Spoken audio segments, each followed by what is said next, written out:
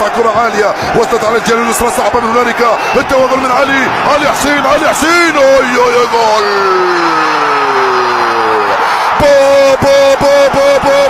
جول يهتز الملعب ويفتتح مجال التسجيل. ايمن حسين، يا ايمن حسين، يفعلها العراقيون، يفتتحون مجال التسجيل. الدقيقة الخامسة من انطلاقة المباراة.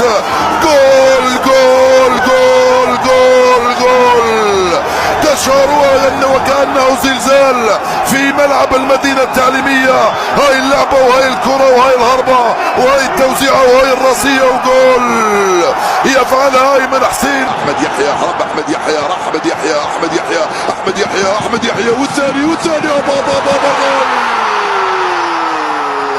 والثاني جول. جاء الثاني جول. قلت لكم ما لا يفعل